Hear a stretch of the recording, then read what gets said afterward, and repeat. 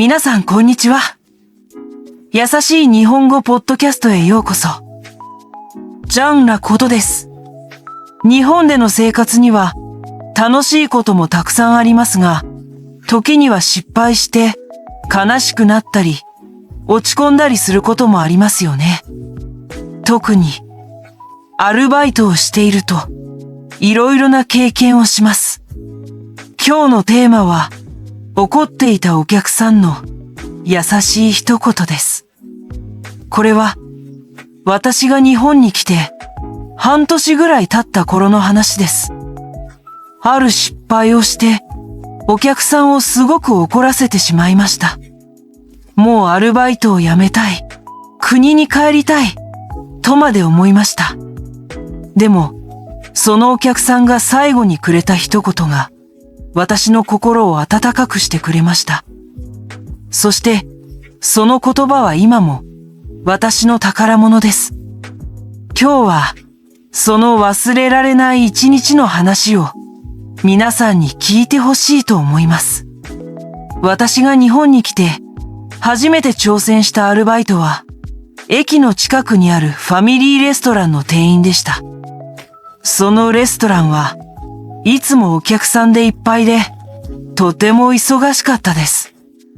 私はホールスタッフとしてお客さんを席に案内したり、注文を聞いたり、料理を運んだりしていました。覚えることは山のようでした。たくさんのメニュー、テーブルの番号、そしてとても丁寧な接客の言葉。私は毎日必死でした。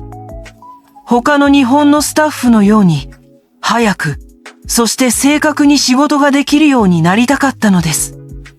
アルバイトを始めて1ヶ月が経ったある土曜日の夜でした。その日は特にお客さんが多くて、レストランの中は戦場のようでした。私は何度も呼ばれて、いろいろなテーブルの間を走り回っていました。その時、一人で来た男性のお客さんのテーブルを担当することになりました。そのお客さんは50代ぐらいのサラリーマンに見えました。スーツを着ていて少し疲れているような厳しい顔をしていました。私は緊張しながらお水を持ってテーブルに行きました。ご注文はお決まりでしょうか？私は笑顔で言ったつもりでした。でも声が少し震えていたかもしれません。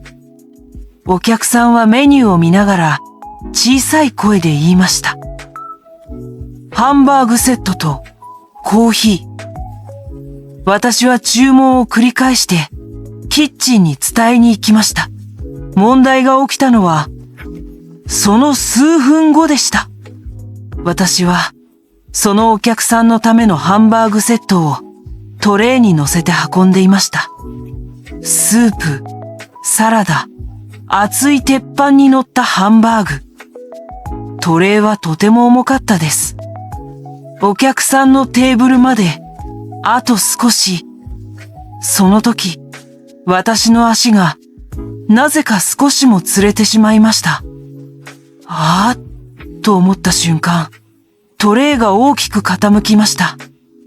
ガシャンという大きな音。トレーに乗っていたお水のグラスがテーブルの上に落ちて割れてしまいました。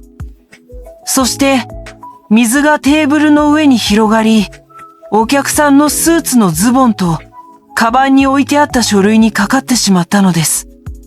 私は頭が真っ白になりました。お客さんは驚いた顔で濡れたズボンを見ていました。私はただ、すみません、すみません、と繰り返すことしかできませんでした。すぐに店長が走ってきて、お客さんに何度も謝りました。大変申し訳ございません。すぐにおしぼりをお持ちします。店長はテキパキとテーブルを片付け始めました。お客さんは何も言いませんでした。でも、その沈黙がとても怖かったです。深いため息を一つついて、濡れた書類をハンカチで拭いていました。その顔は怒りと呆れの気持ちでいっぱいのように見えました。店長は私に、君は一度裏に下がっててと言いました。私はキッチンに戻りましたが、心臓はドキドキしていて、手は震えていました。なんてことをしてしまったんだろう。お客さんの怒った顔が頭から離れませんでした。大切な書類だったかもしれません。高いスーツだったかもしれません。私は涙が出そうになるのを必死でこらえました。その後、私は他の仕事をしましたが、ずっとそのお客さんのことが気になっていました。彼が帰るとき、きっとまた怒られるだろう。そう思うと怖くてたまりませんでした。それから30分ぐらい経って、そのお客さんがレジに向かうのが見えました。私の心臓はまた大きくドキドキとなり始めました。店長がレジでお会計をしていました。私はお客さんの視界に入らないように少し離れた場所でテーブルを拭いていました。お会計が終わって、お客さんは店の出口に向かいました。私は、やっと終わった、と少し安心しました。その時です。お客さんが、突然、私の方に歩いてきました。私は、体が固まりました。何か文句を言われるんだ、と覚悟しました。お客さんは、私の目の前で立ち止まりました。私は、怖くて顔を上げられませんでした。下を向いたまま、謝る準備をしました。すると、お客さんは、私が予想していたのとは全く違う、とても静かで、優しい声で言いました。さっきは、驚かせてすまなかったね。私は、自分の耳を疑いました。顔を上げると、お客さんは少しだけ笑っていました。朝見た、厳しい顔とは全然違う、優しい顔でした。そして、こう続けました。一生懸命なのは、見ていてわかったよ。日本語も上手だし、とても丁寧だ。これからも、頑張りなさい。その言葉を聞いた瞬間、私がずっと我慢していた涙が溢れてきました。私は何も言えませんでした。ただ、何度も何度も頭を下げました。お客さんは私の肩をポンと軽く叩いて、じゃあね、と言って店を出て行きました。私はその場に立ったまましばらく動けませんでした。お客さんの最後の言葉が魔法のように私の心を溶かしてくれました。あの時、私は本当に大切なことを学びました。人は見た目やその時の一瞬の態度だけではわからないということです。